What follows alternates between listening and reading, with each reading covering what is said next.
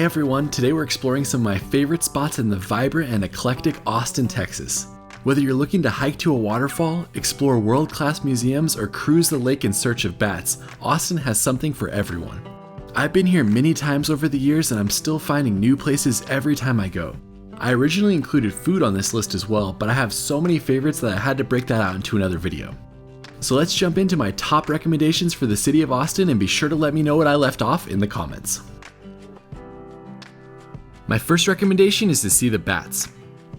If you visit Austin anytime from March to October, you can't leave the city without seeing the bats living under the Congress Avenue Bridge. Austin is home to the largest urban bat colony in the world, with over 1.5 million Mexican free-tailed bats residing there. The bats leave the bridge nightly right around sunset, which is a sight to see. They fly around in a circle, and once enough bats gather, they all head out from the bridge along the water. Get there about 30 to 45 minutes early to get a good spot to watch them from. Also note that they only come out if it's warm enough and it's not raining. Another great way to see them is on the sightseeing cruise, which is our next recommendation. If you're looking to do a sightseeing cruise, I recommend doing the cruise that will take you to see the bats from the water at the end. But if you visit when the bats aren't there, it's still worth taking a cruise along Lady Bird Johnson Lake at sunset. These cruises are well priced and take you down the water slowly. Along the way, the guide will tell you the history of the bridges, the lake, and downtown Austin. It's a fun way to learn about the city and to experience the beauty of Lady Bird Lake. Plus, if you take the bat cruise, you get to watch the bats fly out from under the bridge while you sit at a great vantage point on the water. Next up, we have the LBJ Presidential Library and Museum. This is an interesting spot to learn more about the 36th president, a famous Texas resident. His ranch is located in the Texas Hill Country, about an hour outside the city if you want to see that as well. The library and museum are situated on the University of Texas campus and have a great collection of photographs and documents from the president's time in office. It also has a replica Oval Office on the top floor and Lady Bird Johnson's office, which looks out over the city right next to it. The most impressive part was the large archives area, which you can see from the main hall. It's imposing and not something you often see at the more modern presidential libraries. Following that, we have the Bullock State History Museum. This museum is a must-visit spot in Austin if you're a fan of Texas history. This museum is large and interactive with many great exhibits on everything from the Alamo and Texas ranching to Austin city limits.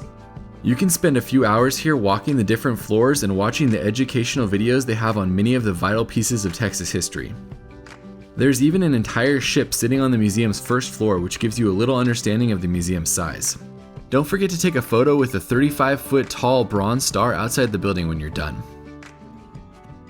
Following that, we have Peter Pan Mini Golf. This mini golf spot has been here since 1948 and has 2 different courses with varying difficulty levels.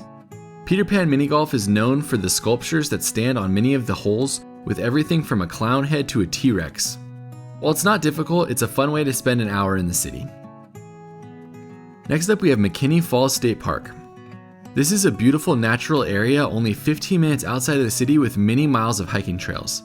The park has an upper and lower falls area with the water cascading over limestone rocks into the pools below. These waterfalls are only 10 to 15 feet tall, but they are still beautiful to see when they're flowing. Plus, when the water level is low, you can cross over and see an old homestead that has been preserved in the park. It's a great way to get out in nature while in Austin. Following that, we have Lady Bird Johnson Wildflower Center.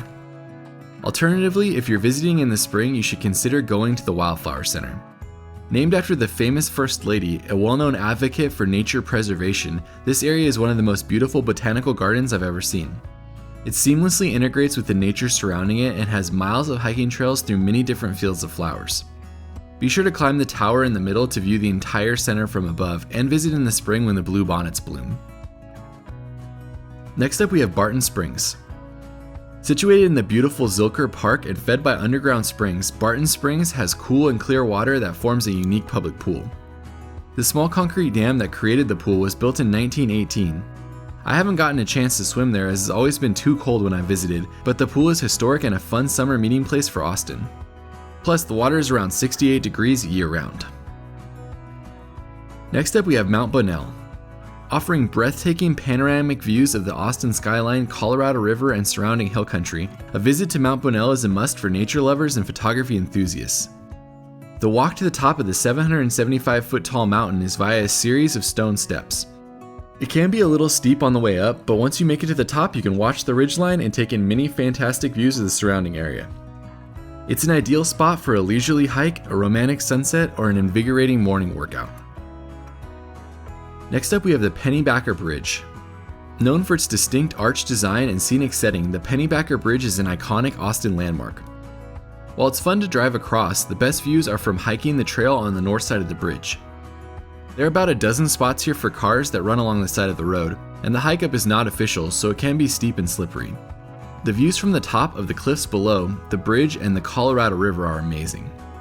Note that I saw a good amount of glass on the ground when I was there, so I wouldn't recommend leaving anything of value in your car during the short hike. Next up, we have Zilker Botanical Garden. A visit to Zilker Botanical Garden offers an enchanting experience for all ages. With its diverse collection of plants, themed gardens, and picturesque landscapes, the garden is a haven for nature lovers and photographers, or those just looking for a peaceful retreat in the city. The park has over a mile of trails, and I loved the way that they integrated art throughout the garden. It's a beautiful place to explore for the whole family and one of the most relaxing places I've been to in Austin. Next up, I recommend walking along Lady Bird Lake. While we talked about getting on the water at Lady Bird Lake earlier, you should also walk, bike, or simply experience the lake from the shore. The path that runs along the south side provides stunning views of the city skyline and has some fun attractions like the Stevie Ray Vaughan statue. I also love the portion with the elevated walkway that goes out over the water, and have seen everything from turtles to abundant bird life while strolling the lake.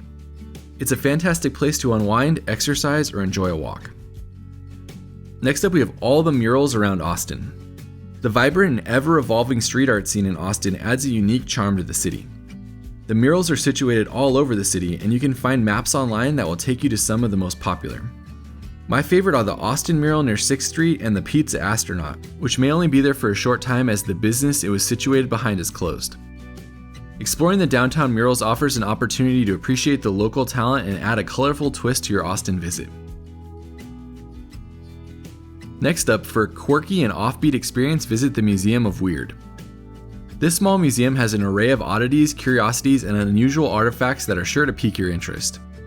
The museum can be seen in less than a half hour, but it's situated on 3 floors with many different pieces to interact with and enjoy. I love things like this, so it was a highlight for me in Austin, and I'm sure it would be a memorable and fun spot for those who appreciate the unconventional. Next up, we have the Texas State Capitol. The Texas State Capitol is the government home for the state and an architectural marvel that offers free guided tours allowing visitors to learn more about the Lone Star State's rich past. The building was built in 1888 and has been updated a few times over the years. It's stunning to explore, especially the large rotunda in the middle of the lobby. You can climb multiple floors and see it from a few different angles. Also, the beautiful Capitol grounds are perfect for a relaxing walk in the city. Next up, we have South Congress Avenue, also known as SoCo. No trip to Austin is complete without a visit to this area. SoCo is a vibrant and bustling cultural hub that showcases Austin's creative spirit. Here you can explore Austin's funky and eclectic side by strolling down the unique shops, restaurants, food trucks, and live music venues. A few of my favorite places there are Joe's Coffee, Home Slice Pizza, and the Continental Club. There are some great murals to see in this part of Austin as well. Following that, we have the Blanton Museum of Art. This museum showcases a diverse collection of artwork from local, national, and international artists. The museum is located on the University of Texas campus and it has over 21,000 pieces of art in its permanent collection. It's a great place to spend a few hours, or longer if you're an art enthusiast. Be sure to check out Ellsworth Kelly's Austin building outside of the main museum. This stunning piece is especially beautiful when the light is shining in the colorful windows. I was planning to include food, but since Austin is such a fantastic food city, I'll cover those recommendations in another video. That's it for my top spots in Austin. Let me know what I left off in the comments and we'll see you on the next video.